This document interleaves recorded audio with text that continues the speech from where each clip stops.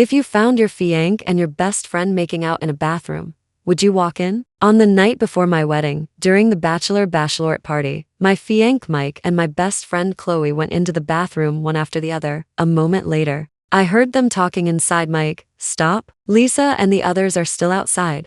So what? Mike's voice came lazy and low. They're all partying.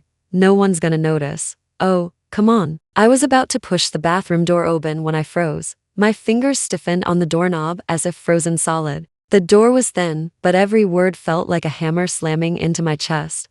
I stepped back, heel clicking softly against the floor. Inside, the voices suddenly stopped. Then Chloe whispered, "Go check if someone's outside." My heart gave a heavy, painful thump before I could even think. I ducked around the corner, pressing myself flat against the wall. The bathroom door creaked open. Footsteps approached Mike's. I covered my mouth with both hands, like I was hiding from a truth too absurd and too cruel to accept. His shadow stretched across the floor, stopping just a couple feet from me. If he took one more step, he'd see me. 3 seconds, 5. Then he chuckled softly. "Nobody's here. Come on." His footsteps faded. The door closed again. I couldn't hear anything after that, not because they got quiet, but because the ringing in my ears drowned out the world. And suddenly, a single sharp thought cut through the noise. Tomorrow is my wedding, and tonight, I'm watching the dumbest tragedy of my life unfold. I don't even know how I walked back to the private room. Music thumped. People cheered with drinks in their hands. Lights flashed across my face. No one noticed how completely shattered I must have looked. I pressed my fingers to my temple, trying to make my breathing sound normal. "Lisa, where'd you go? Come on, drink with us." My bridesmaid Lena waved a glass at me. "Yeah." I forced a smile, my voice barely audible over the music. "I'm kinda tired. I think I'll head out so early." Everyone laughed. "The bride's gotta save her energy, big day tomorrow." I nodded, bending down to pick up my purse. My movements were painfully gentle, like I was afraid of breaking something, maybe myself.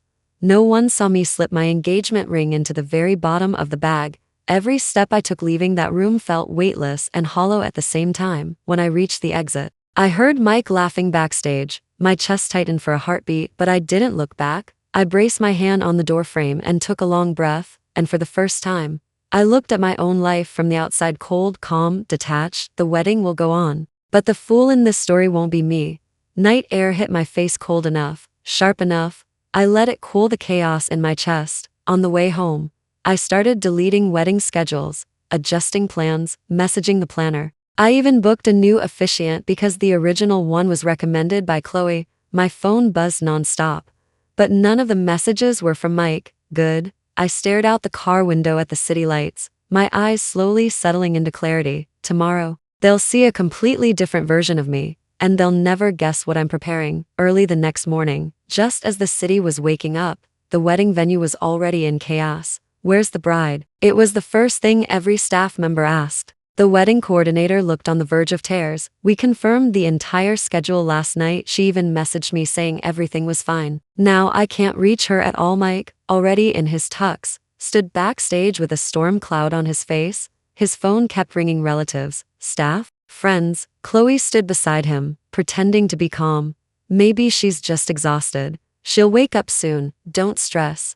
Mike snapped, slamming his phone shut. "I've called her a dozen times. No answer. No replies. What is she doing? Throwing a tantrum?" A flicker of panic crossed Chloe's eyes, but she quickly masked it with worry.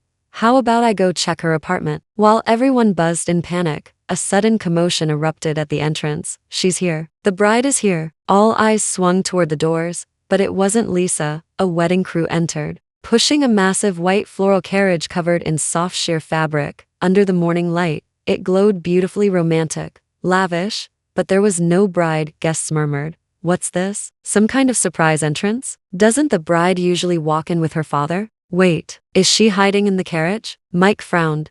This wasn't part of the plan. The coordinator stuttered. "As she told me last night, she wanted to add a new opening." She didn't explain the details. The carriage was rolled into the center of the aisle. Everyone held their breath. The sheer fabric lifted slightly in the breeze, like someone might appear at any moment. Soft piano music began playing, and then abruptly cut off. From the carriage's speaker, a familiar voice came through. Lisa's voice. "Thank you all for waiting. And, I'm sorry for the delay." The entire hall went silent. Mike's head snapped up. his face instantly turning pale. Lisa's voice remained calm, eerily calm. I truly appreciate everyone coming today. Thank you for being willing to witness a wedding that actually doesn't belong to me. Gasps spread like ripples. Mike clenched his fists so hard his knuckles whitened. What the hell is she doing? Chloe's face drained of color, the last layer of her composure peeling away. And then the sheer white fabric finally slid off the carriage. The inside was empty. No bride. Just a single bridal bouquet lying quietly in the center. Lisa's voice continued. Please hold on just a bit longer. I'll be there soon, but today, I won't be walking in as the bride. As Lisa's voice echoed through the hall, the entire wedding venue froze. No one understood what was happening. While everyone waited for her to appear, the sound system suddenly switched to another recording. Welcome to the wedding of Lisa Harris and Mike Wilson. Although today isn't quite an ordinary wedding, Mike's body jerked. His eyes widened in panic. The voice in the speaker, still Lisa's, was cold, steady, and nothing like the gentle woman he thought he knew. I know you're all expecting me to walk out of that carriage, and I know you're all waiting to see the main characters of today. A soft pause. But the real opening act hasn't even begun. The atmosphere solidified instantly. Dear friends and family, Lisa continued, thank you for coming to witness what you assumed was a sacred wedding ceremony. A sharp inhale rippled through the audience. But in truth, I have no intention of marrying Mike today. The room erupted with whispers. Mike's face flushed red, veins rising on his forehead. He spun around toward the sound booth, trying to shut down the recording. But staff stepped in his way. Mr. Wilson, we can't turn it off. Why the hell not? He hissed.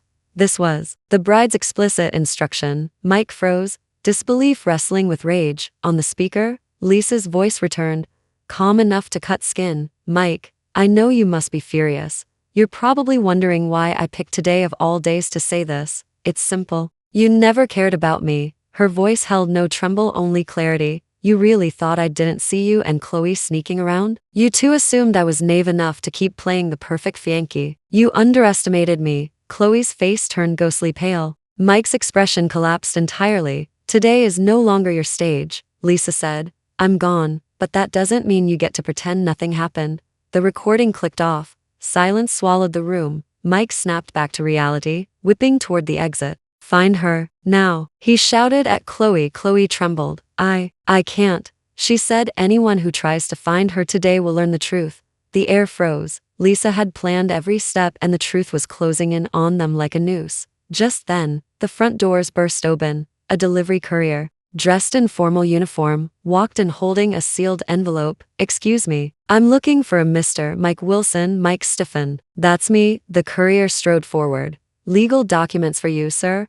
I was instructed to deliver them today at this exact time. Mike ripped the envelope open, and his world collapsed. Inside was a divorce agreement. Guests gasped. Divorce? But they're getting married today? Wait, was this planned? This bride is savage. Chloe shook her head in disbelief. And Mike, you two are already married? There was jealousy and panic in her voice. Mike flipped through the documents with trembling fingers, his face draining of color. This is a joke, right? Right? The courier handed him the confirmation sheet. The sender's name was printed boldly, Lisa Harris. Mike reeled as if struck by lightning. How did she get divorce papers ready in advance? We just talked yesterday. The speaker clicked on again. Mike, Lisa said lightly, did you forget we registered our marriage a month ago? This ceremony is just the show. Legally, we're already married. Mike staggered, his voice cracked. It's impossible. I didn't even realize. Lisa's tone sharpened, like ice fracturing. You didn't pay attention. That's not my fault.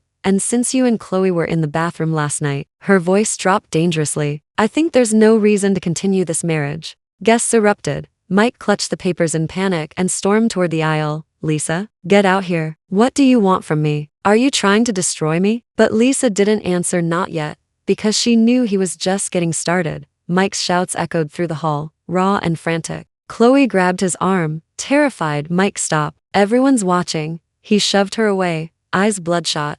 It's your fault. If it wasn't for you. Chloe went stiff, her face turning corpse white. Guests exchanged shocked looks. Whispers rippled across the hall. Just then, a side door at the back of the venue slowly opened. A woman stepped inside. She wore a white trench coat, her makeup sharp and cool, her heels silver and elegant. Every step she took was steady, composed, and overwhelmingly calm. Lisa, she walked toward the center of the hall. Stopping under the soft sunlight falling through the glass dome, her eyes met Mike's cold, quiet, merciless. "Mike," she said, her voice smooth as glass, "I'm here to take back my dignity, and I need your signature now." Mike stared at her as if she were a ghost. His lips trembled. His breath shuddered. Then, he walked toward her 1 step to 3, and suddenly dropped to his knees. A loud thud echoed through the venue. The crowd gasped. "He's kneeling? What on earth? This groom is done for." Chloe's face twisted in disbelief. "Mike, what are you doing? How can you?" Mike didn't even look at her. His eyes were fixed on Lisa, full of panic, regret, and for the first time fear. "Lisa, I messed up. I was drunk last night. Please don't do this. We've been together for years. You can't give up on me over one mistake." Lisa looked down at him. This man kneeling at her feet. Once upon a time, she had dreamed of him doing something, anything for her. Now that he was kneeling, her heart felt nothing, not anger, not sorrow, just emptiness. She spoke softly. "Get up, Mike." Mike shook his head desperately. "No, if I stand up, you'll walk away," I said. She repeated, voice steady. "Get up." The authority in her tone hit him harder than any shout, but he stayed kneeling, clinging to the last scraps of his pride. "I'll listen to anything you say from now on," he begged. "Just don't leave me." Lisa's eyes did not waver. "You're only panicking because you're scared of embarrassment," she said. "Not because you love me." The truth hit him like a punch. He couldn't deny it. She reached into her bag and placed a black pen in front of him. Her voice sliced through the air. "Mike, standing or kneeling doesn't matter. The only thing you need to do today is sign the divorce papers." The hall went silent. Mike's fingertips twitched. His last bit of hope shattered. "Lisa," he whispered, "you're really not giving me any chance?" Lisa's reply was ice. "Did you give me a chance?" He choked. She straightened up, her gaze clear and bright. "Mike, the moment you walked out of that bathroom last night, you lost me." She stepped back, as if cutting off the final thread connecting them. "Now sign." Mike stared at the papers, veins swelling in his neck. Then, he snapped, with a furious roar. He threw the divorce papers onto the floor. "I'm not signing anything." Gasps filled the hall. "You think you can humiliate me like this? You think I'll let you win?" Lisa didn't flinch. He kept shouting, voice breaking. "I am not signing a divorce in front of all these people. I won't let everyone laugh at me." Lisa's eyes hardened. "So that's it. You care about your dignity, not me." Mike's chest heaved. Guests whispered, "Wow, this guy is unbelievable. Lisa deserves so much better. He's only worried about his ego." Mike suddenly lunged forward, trying to grab Lisa's wrist. "Lisa, come with me. We'll talk privately." She sidestepped neatly. He stumbled and nearly fell. Lisa looked at him like he was nothing but a tantruming child. "Mike, this relationship ended yesterday," she said quietly, "whether you sign or not." She turned to the staff. "Please bring out the spare copies, 3 sets." Mike stared at her, horrified. You prepared extra copies?" Lisa raised a brow. "When you're dealing with someone like you, leaving backup plans is common sense." Mike stood on the chaotic stage, fists clenched, completely unraveling. Lisa watched him calmly, arms relaxed at her sides. Not a hint of fear, not even impatience.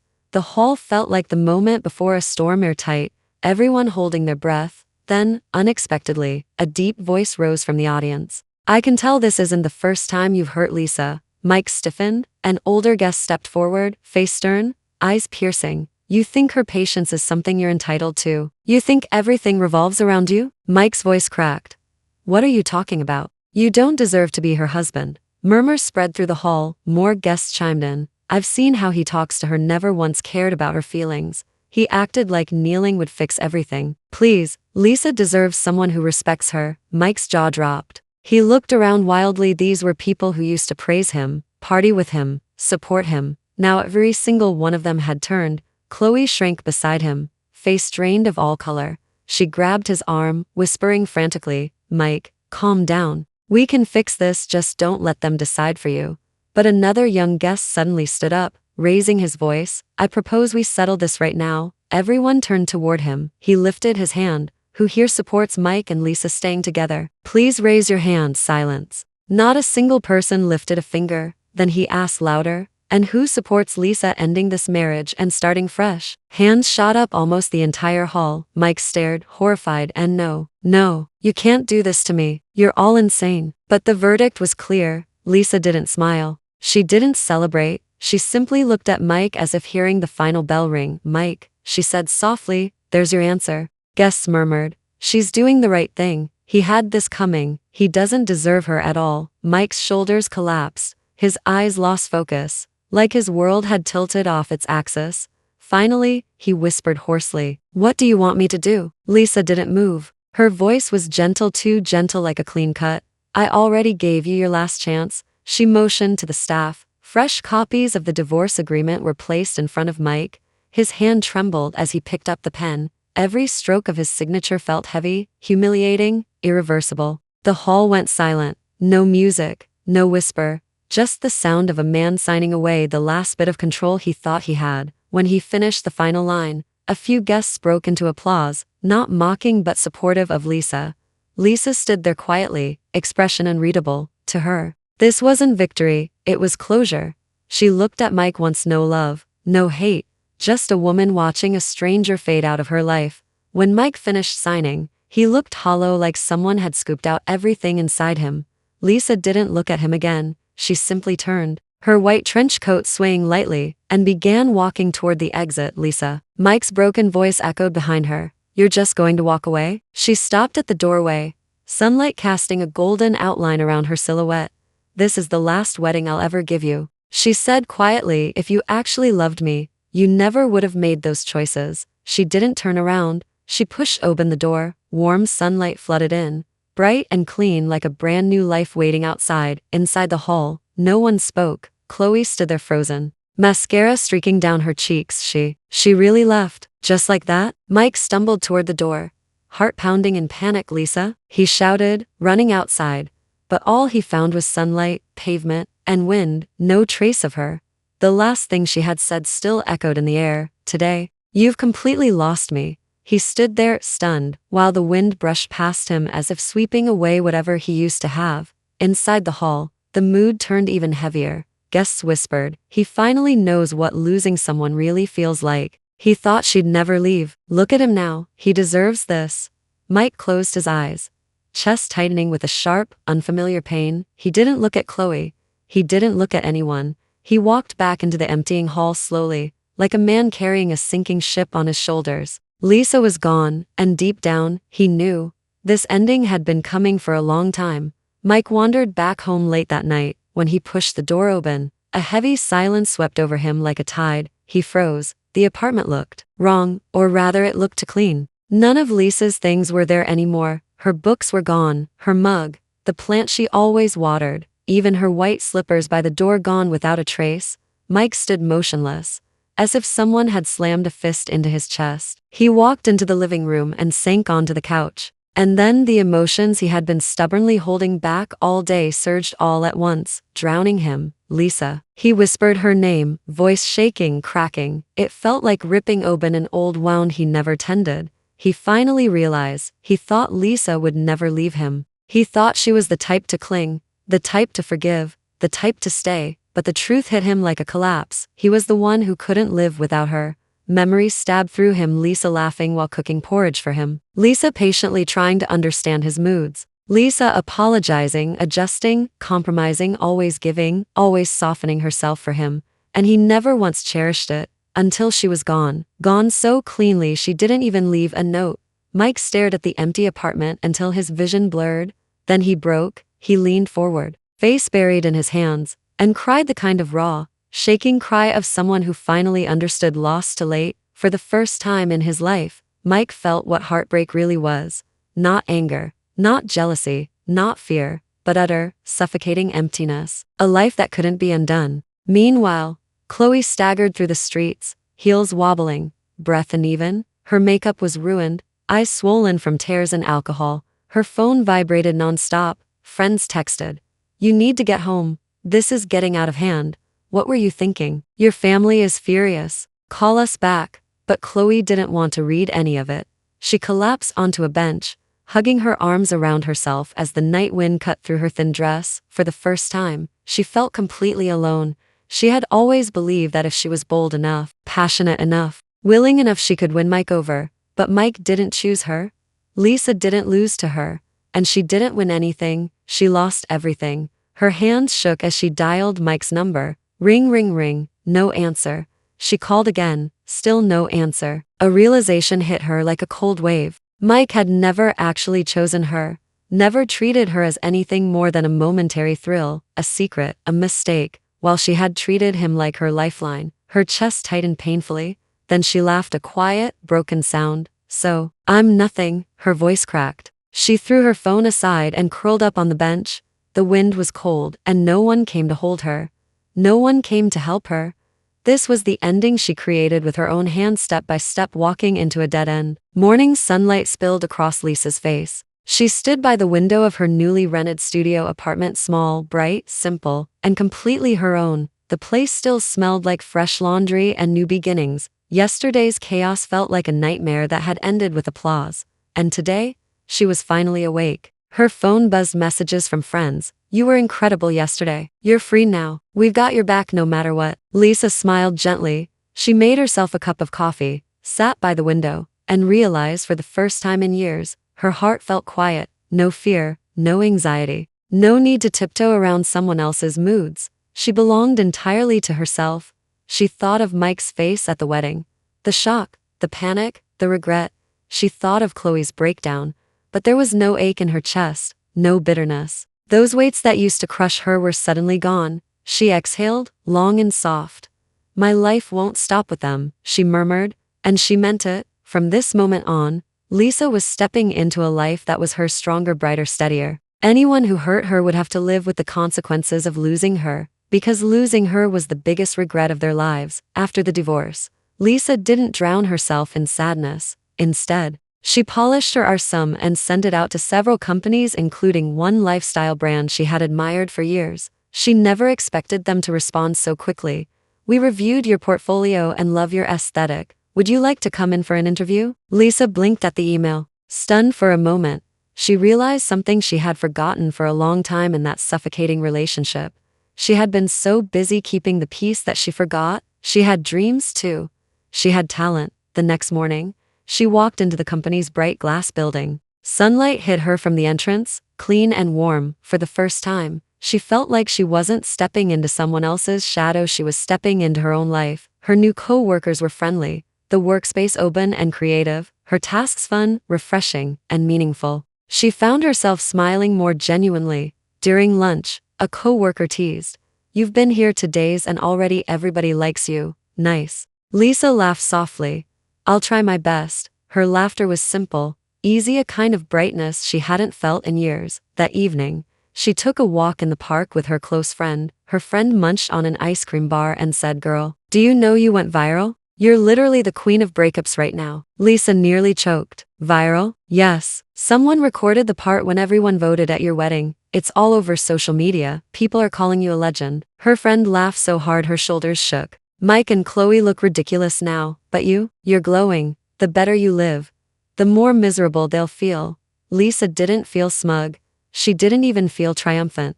She simply said, "Their regret is their problem. I'm moving forward." Her friend looked at her, eyes suddenly red. "You know, you look beautiful now, like, really beautiful." Lisa froze for a second, then gently squeezed her friend's hand. "Thank you for staying with me." "Of course I did. Seeing you living well is the best reward for all of us." In that moment, Lisa realized she hadn't lost everything. She had simply shed the people who weighed her down.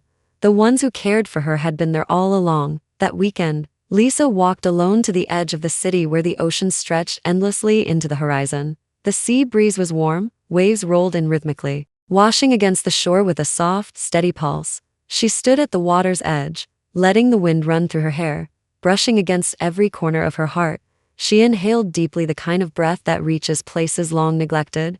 Then she took out her phone, one by one. She deleted Mike's number, then Chloe's, and every trace of them, not because she was running away, but because she no longer needed to look back. She whispered to herself, the waves carrying her words away. "Thank you for surviving until today. From now on, I live for myself." Sunlight touched her skin, warm like a promise. Her eyes gleamed bright, steady, full of a new kind of quiet confidence. She turned away from the ocean, each step light, free. She had no idea what the future held, or who she might meet, or where life would take her. But she knew one thing with absolute certainty. She was already enough, and she deserved a future far better than the past she left behind. The camera pulls back, the sunset spreading gold across the sky. A woman once shattered by love now walking firmly toward her own light and her own freedom. Thank you for finishing today's story. Please share your thoughts in the comments section. If you enjoyed the story, remember to like and subscribe to my channel. There are more amazing stories waiting for you to experience with me. See you tomorrow.